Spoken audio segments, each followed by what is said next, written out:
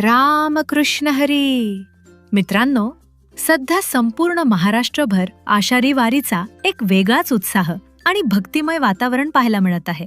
लाखो वारकरी ऊन, पाऊस, तहान, भूक विसरून आपल्या लाडक्या विठुरायाच्या दर्शनासाठी पंढरीच्या वाटेवर आहेत.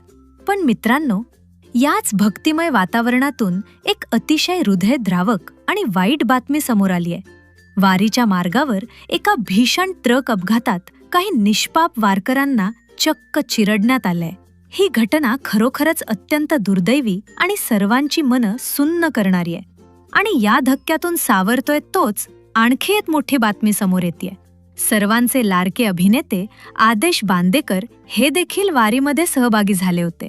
आणि धक्कादायक म्हणजे वारीच्या गर्दीत त्यांनाही एका ट्रकचा धक्का लागला. या घटनेनंतर तिथे थोडा वादही निर्माण झाल्याचं पाहायला मिळालं. सुदैवानं आदेश बांदेकर यांची प्रकृती सध्या पूर्णपणे ठीक आहे. हीच काय ती एक दिलासादायक गोष्ट. पण मित्रांनो, या दोन्ही घटनांमधून एक अत्यंत महत्त्वाचा आणि चिंतेचा प्रश्न निर्माण होतो.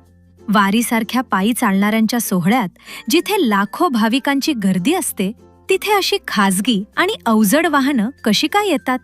वारकऱ्यांच्या सुरक्षेचा प्रश्न आता प्रशासनानं गांभीर्यानं घेण्याची गरज आहे. संपूर्ण प्रकारावर आणि वारीतील वाहनांच्या गर्दीवर तुमचं काय मत आहे? नक्की सांगा.